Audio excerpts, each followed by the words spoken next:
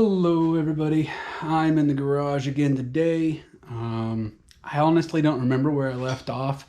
The last time I was filming I was working on the transmission, and I've basically gotten it buttoned up at this point. The pan's on, the shift selector is on, harness, all the bolts and everything are in good place.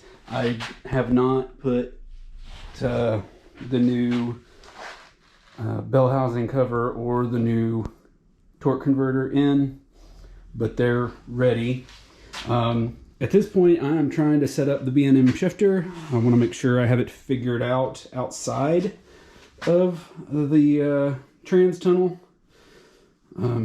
Make sure I know what the heck I'm doing, so I'm working on that right now. As soon as I get that done, I'm going to get it off the engine stand onto my transmission jack, and then we're going to get torque converter filled with fluid, get it on, scrounge up all the bolts. I think they're just sitting on my toolbox, and see if we can stab this in relatively easily. We'll see. Well, radiator lines are in. I've just got them kind of kicked out here for now. Routed the cables for the battery, or for the winch. I'm going to route them up, and they'll just go into the terminal. I don't know that these are going to be long enough. When I get the transmission in, I can find out. But I did end up getting all of the fixtures or fittings that I needed. You get two adapters from, I think these are 8 down to 6, or maybe they're 10 down to 6, and then a 10 to an 8, I think, and then an 8 vent slash rollover valve. And then I've got all this is spare line that I already had, and then a full box of new line, and then all the fittings I need to hook that up. So that shouldn't take me very long. That's a job for tomorrow. And then just kind of a reminder, this is the mess we're dealing with. A lot of this is like, it's already coiled up. I know where it goes. It just needs to be run. But I need to get in and clean that up first, which again, another job for tomorrow.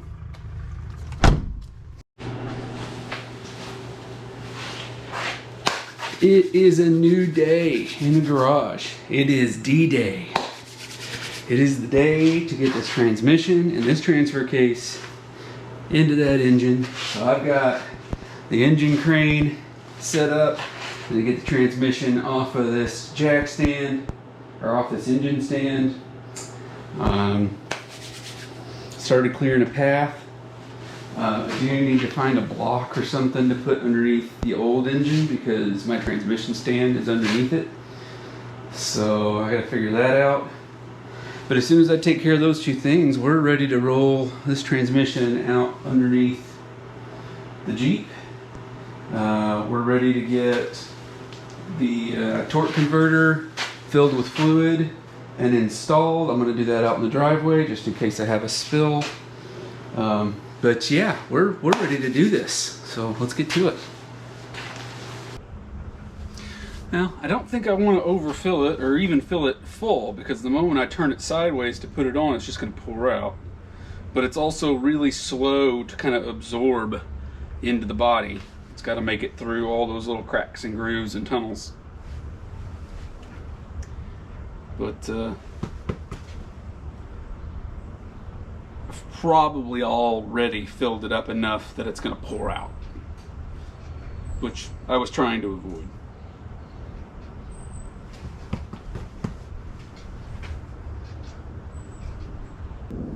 All right, well, I guess let's do it.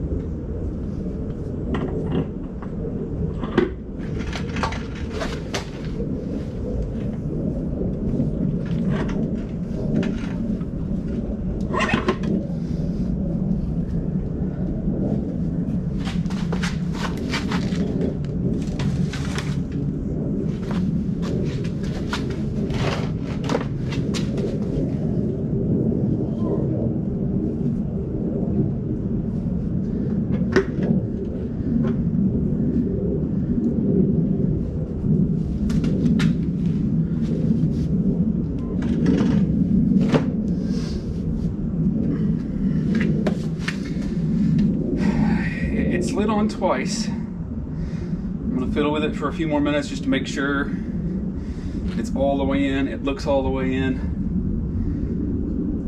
Only spilt maybe an ounce and it all made it in the pan, so that worked out well.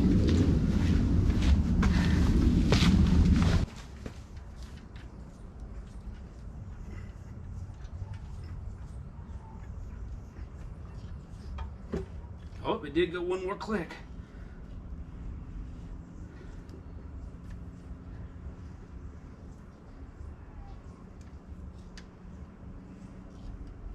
I think that's it.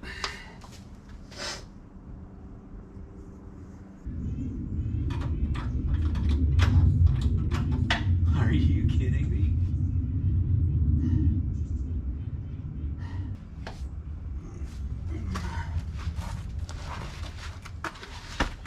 It's about an inch too short.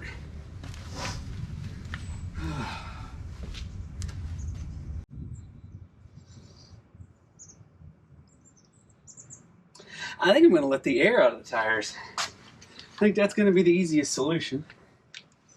So, yeah. So let's go ahead and do that.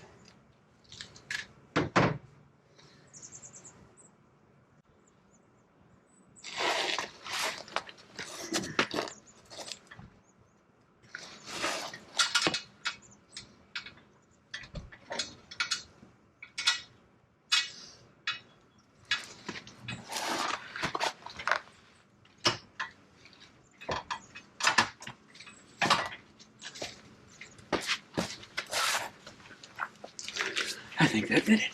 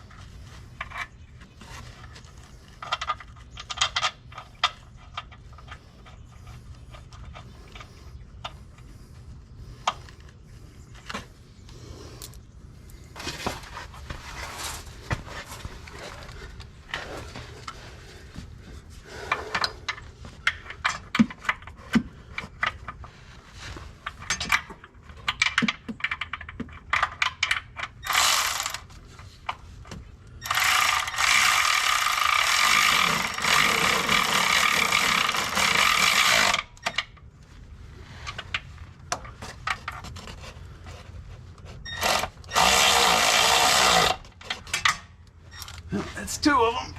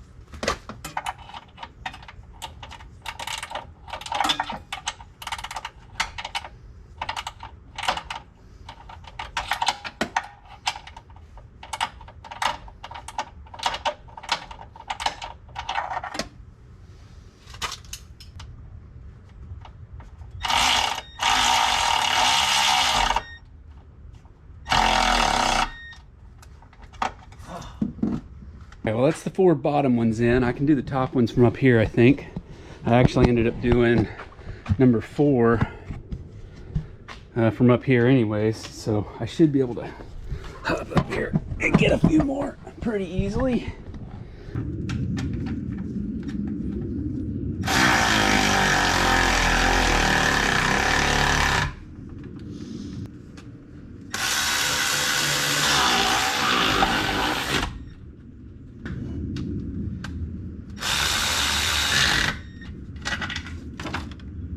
1, 2, 3, 4, 5. Transmission's in. Starter's back in, dust cover's on, torque converter's in.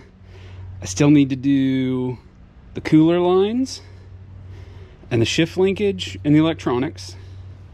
But I think I'm gonna get the transfer case in first, because I need to do the same thing for the transfer case from the top.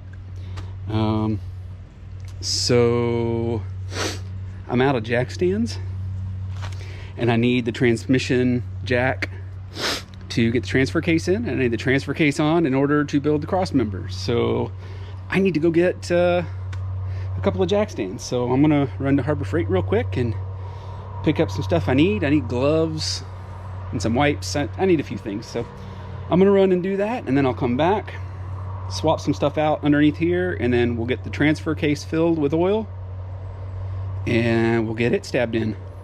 So we'll be back.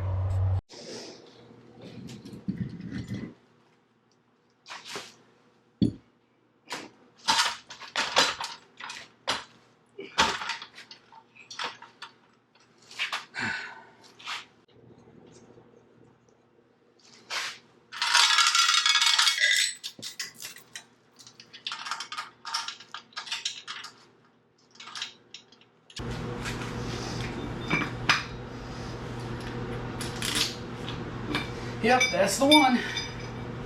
All right, so yep, we gotta swap those out.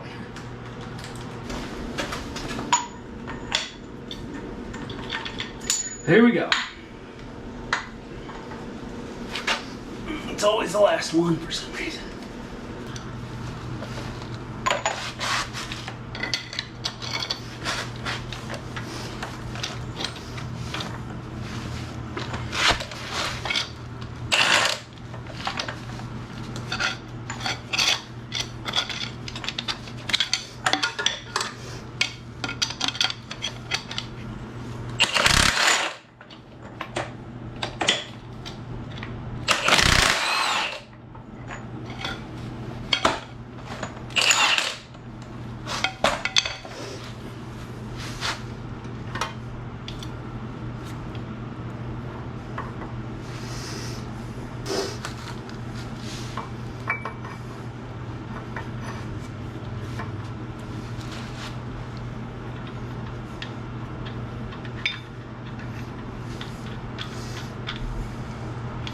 That right there is why you use ensues. Plain and simple.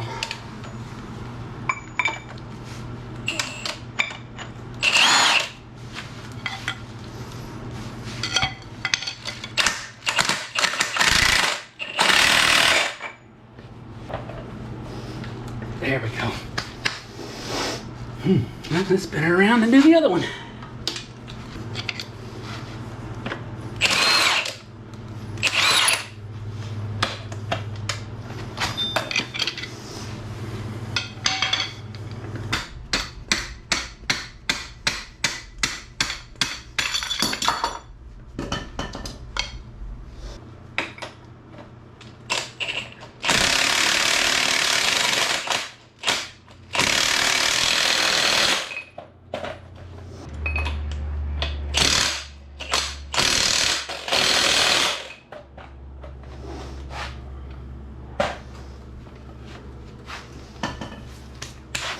Alrighty. Now we just gotta fill it. And we gotta put studs in the transmission. And then we can stub this in there and worry about mounts. Alright, we need 5 pints of gear oil. That's 1. That's 2. That's 3. 4. That makes 5. And we're leaking.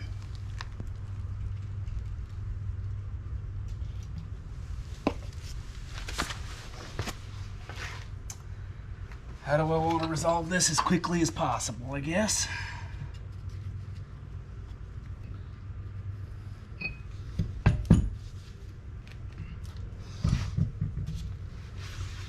All right. I think I got it buttoned back up. It's leaking already. Had a few leaks, ended up having to reseal it, but it looks like it is sealed now. I'm gonna leave it for a few more minutes at least, make sure no leaks sprout up, but assuming that that's all good, it is ready to get put underneath here. Studs are in. So yeah, we'll get that stabbed in, and then we'll grab the cross member, get it bolted in, and then figure out what we need to do to support both of these with the stock cross member. So, see you in a few minutes. Let's see if we can get this in there.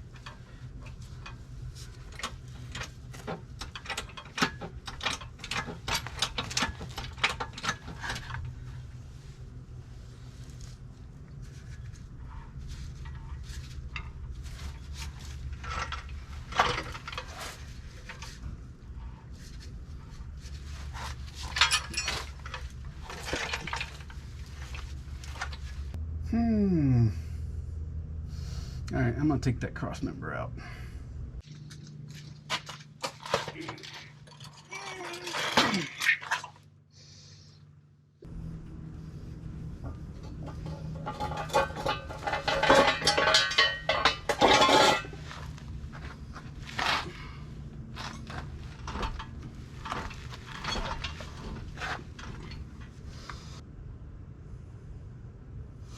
Well, I understand now why Fab Rat's always just bench presses these into place. I specifically bought this transmission jack because it had such a huge tilt to it in both directions, X and Y, and it doesn't have enough to do it. Like, I'm still a few degrees off.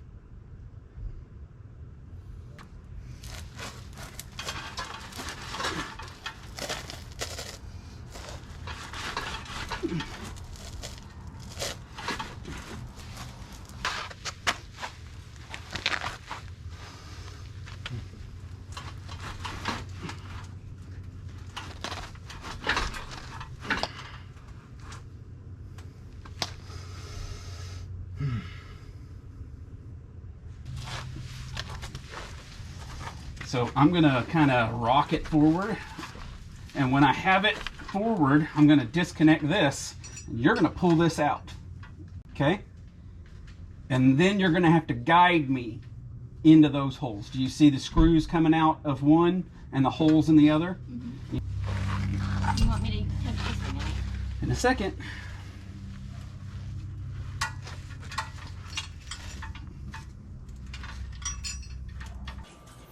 Okay, I know, look, just looking at this while I'm editing it, it's obvious this was a bad idea. You can see the transfer case as I've got my knee on it, rocking back and forth, basically already sliding off the shaft. My head is underneath this thing. Like, do not do this. This was a bad idea. Maybe had I been sitting up like I was earlier, a few minutes earlier, maybe I could have picked it up, pushed it on. But yeah, don't do this. I in last week's video, I say it like, look, the secret is when you're frustrated, when things aren't going right, stop, walk away, go do something else. And I didn't do that here. In last week's video, I did it 2 or 3 times, and every time I walked away and came back in 20 or 30 minutes, things went just swimmingly. And I was an idiot. Like, this was not a good idea. Do not do this.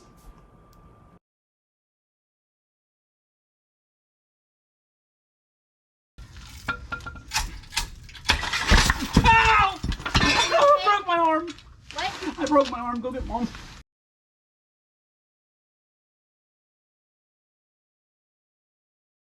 What do you remember? I remember them saying they're going to give me some propofol. Yeah. And then the doctor asked you some questions. I don't remember what they were. And then I was asleep. Well, just got back from the ER. It's not good. I broke it in a few places above, on my arm above the wrist. Fracture in your ulna, fracture in your wrist. Yeah, both bones in the arm, just below the wrist. Tore my wrist up. Got fragments in a bunch of different places. Probably gonna have to have surgery. We'll know in a couple of days once we can get in to see an ortho. Alright, well, it's Sunday. Yesterday I didn't do anything, I just rested. I'm not really going to do anything today either, but I wanted to get out here and assess. So when it came down, it kind of tumbled, and so it's upside down right now. Probably not all, but a good portion of the gear oil has leaked out the vent since it's upside down, so I'll have to refill it. It doesn't appear to be cracked from what I can tell. I broke its fall, and then my hammer broke its fall. So, but yeah. Now, I mentioned a few minutes ago Paul at Fab Rats, and quite frankly, I love that channel. If there was any channel that I would want to emulate or be more like, it would be Fab Rats. They're really down to earth, great people. I grew up in the South in Arkansas. I grew up poor. I was very much a redneck. These guys remind me of myself and my upbringing. If only I'd had a little more money. But you make things work. You take what you have and you work with it, and you make what you have work, or you do without. And that kind of mentality is kind of what I'm trying to embody in this channel. And I believe that's a lot of what Paul and his crew do on his channel as well, right? They're not in it to make super fancy show trucks, although I think they're more than capable of doing that. That's not what they do, right? They're fabricating what they need to get a project done and make something cool. And I hope to do that with this channel, over the course of the coming weeks and months. But when I started out on this journey, I knew I was going to try to emulate a little bit of what Paul Cox does on his channel, because it's clearly successful for him, and I feel like that more closely aligns with who I am. But when I kind of decided to follow along with Paul and try to learn as much as I could from their channel, I did not plan on breaking my wrist like he did. Paul broke his left wrist, and he's got a shop full of people who are there to help, and friends who are local who have come in and helped him keep his projects moving.